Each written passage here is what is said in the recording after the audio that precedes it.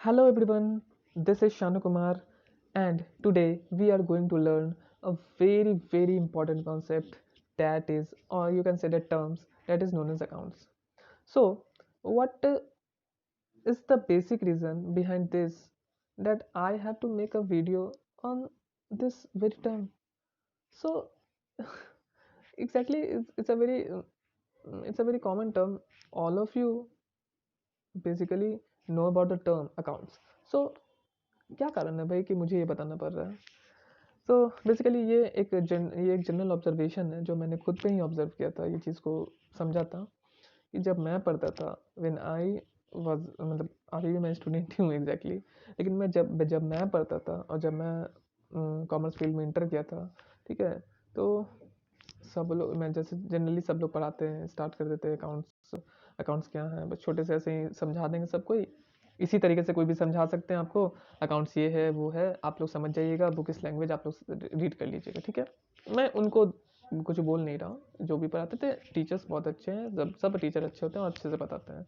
But लेकिन मुझे कहीं ना कहीं था कि जब मैं आगे बढ़ा और पढ़ना लगा तो समझ में आया कि मुझे ये जानना बहुत ज़रूरी है कि कोई भी स्टेटमेंट लिख रहा है तो कुछ तो रीज़न होगा ना। अगर अकाउंट्स है तो कुछ भी लिखा हुआ तो उसका कुछ रीज़न होगा, ठीक है, there is some reason behind this.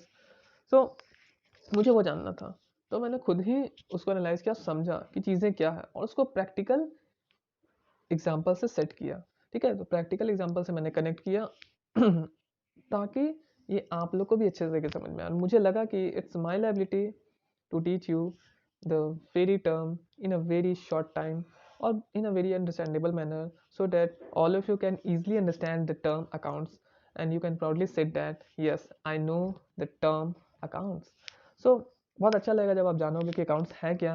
और चलिए तो अब हम लोग बहुत ज़्यादा नहीं बोलते हैं, स्टार्ट करते हैं अकाउंट्स है क्या, ठीक है। सो बेसिकली आप लोग स्लाइड देख रहे होगे, तो स्लाइड में क्या लिखा हुआ, टॉपिक है अकाउंटेंसी, ठीक है। आपने देखा होगा कि मैंने टॉपिक लिखा है अकाउंटेंसी, बट हम लोग को पढ़ना क्या है, अकाउंट्स। सबसे पहले अकाउंट्स जानना होता है, ठीक है। अकाउंटेंसी बना कैसे है, तो अकाउंट से ही बना है ना, ठीक है। तो हम लोग को जानना है अकाउंट्स। तो अकाउंट्स क्या लिखा हुआ, it is known as the language of the business, ठीक है। It is known as the language of the business. आप लोग बहुत अच्छे से देख रहे होगे कि वो क्या लिखा हुआ, लैंग्वेज ऑफ द बिजनेस, और मैंने उस पर सर्किल भी कर दिया है, ठीक है। ये बहुत इंपॉर्टेंट पॉइंट है in language of the business. और लैंग्वेज ऑफ द बिजनेस है कैसे, यहाँ तो सबको समझ में आ रहा होगा कि हम लोग अकाउंट्स को बिजनेस का भाषा बोलते हैं, लेकिन कैसे बोलते हैं भाई, ठीक है। तो चलो मैं आपको एक सिनेरियो देता हूँ, आप लोग कुछ सोच के बताना, थोड़ी देर वीडियो को पॉज कर लेना और खुद सोचना कि इसका क्या आंसर होगा, ठीक है। जैसे मैंने कहा कि अगर ए है एक पर्सन, या राम एक पर्सन है और एक श्याम एक पर्सन है। अगर राम को श्याम से बात करना होगा तो सिंपली वो उससे कम्युनिकेट करेगा, ठीक है। तो कम्युनिकेशन के कुछ मीडियम्स होंगे, ठीक है। आप साइंस में मत चल जाइएगा कि एयर है या हवा है या कुछ भी, ठीक है, वो सब चीज़ें नहीं। मतलब बेसिक कम्युनिकेशन, जैसे कि ए कुछ बोलेगा बी राम बोलेगा कुछ श्याम को, ठीक है। तो जो बोलता है whatever Ram said to Shyam, जो भी कुछ बोलेगा, ठीक है, whatever Ram will say to Shyam, तो वो क्या बोलेगा। तो अगर राम भी इंडियन है, श्याम भी इंडियन है, तो वो लैंग्वेज यूज़ करेगा, और वो लैंग्वेज कौन सा यूज़ करेगा, इंडियन लैंग्वेज यानी हिंदी। वो हिंदी में बोलेगा श्याम को, ठीक है। लेकिन सपोज दैट कि राम जो है, ठीक है, और श्याम है, बहुत अच्छे से सुनिएगा, ठीक है, ये लिखा हुआ नहीं है, तो सुनिएगा थोड़ा अच्छे से, ठीक है। सुनना आपको बहुत अच्छे से, ठीक है। राम है और श्याम है।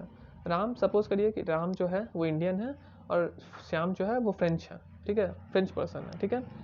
तो when Ram wants to communicate with Shyam, तो राम को क्या बोलना होगा, राम जब भी श्याम से कम्युनिकेट करना चाहेगा तो उसको बोलेगा, उसको बोलना होगा फ्रेंच लैंग्वेज, क्योंकि उस तो फ्रेंच से है तो उसको कम्युनिकेट करने के लिए फ्रेंच लैंग्वेज बोलना पड़ेगा। और अगर श्याम को कम्युनिकेट करना होगा राम से, तो वो श्याम क्या बोलेगा, Shyam has to speak in Hindi, ठीक है।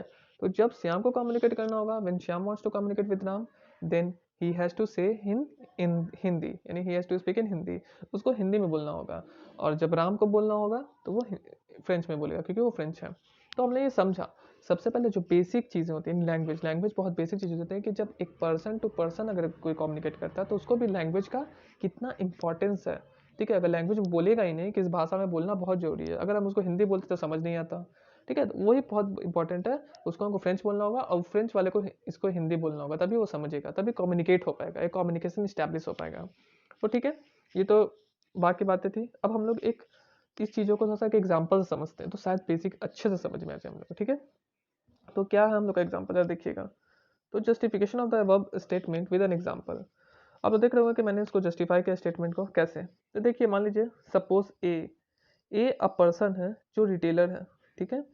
He has its own retail shop, उसका खुद का रिटेल शॉप है। जनरली रिटेल शॉप है, जैसे मान लेते हैं, मैंने एग्जांपल लिया ग्रोसरी स्टोर। ग्रोसरी स्टोर का मतलब क्या होता है? जनरल स्टोर, ठीक है। कोई भी जनरल स्टोर हो, बहुत लोग जानते भी होंगे, मैंने बता दिया, समझा दिया सरल भाषा में। कोई भी किराना का दुकान आप पकड़ लो, ठीक है। तो किराना का दुकान हो गया ग्रोसरी स्टोर। बी बी एक पर्सन है जो जनरली वहाँ से गुड्स परचेज करता है उस रिटेल शॉप, ठीक है, किसका? ए का जो रिटेल शॉप है, ठीक है। मैंने क्या बोला? एक पर्सन है जो रिटेलर है, उसका खुद का अपना दुकान है रिटेल शॉप, जिसको जनरली स्टोर आप मान लीजिए। बी जो है वहाँ से जनरली गुड्स परचेज करता है, ठीक है, किससे? जो ए का रिटेल शॉप है, यानी कि ग्रोसरी स्टोर। अब केस मैंने दिया क्या? Now B wants to know about the profit और लॉस ऑफ रिटेल और shop of A without informing ए।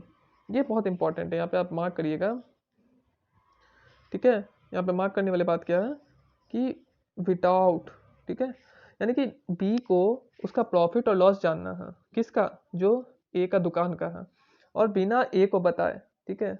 तो कैसे जानेगा भाई?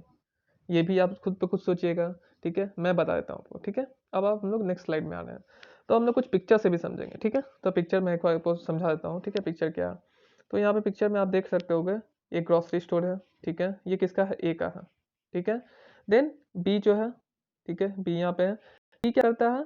गुड्स परचेज करता है ए से, ठीक है। बी क्या करता है? गुड्स परचेज करता है ए से, जनरली, ठीक है। ये पिक्चर है, ए सी पिक्चर से समझ गए उस चीज़ को, ठीक है। अब आते हैं हम लोग सेकंड पॉइंट पे। तो जब बी को पता करना था, या बी को क्या करना था? प्रॉफिट लॉस पता करना था, किसका? ए के दुकान का, ठीक है, और बिना ए को बताए, ठीक है, बहुत इंपॉर्टेंट है, बिना ए को बताए। तो क्या करेगा? सबसे पहले क्या करेगा? बी बी जो है उसका अकाउंट्स बुक को चेक कर लेगा। बी क्या करेगा? उसका अकाउंट्स बुक को चेक करने जाएगा, ठीक है, किसका? बिजनेस ए का, ठीक है। बी क्या करेगा? उसका अकाउंट्स बुक चेक करेगा, किसका? ए का, बिजनेस का।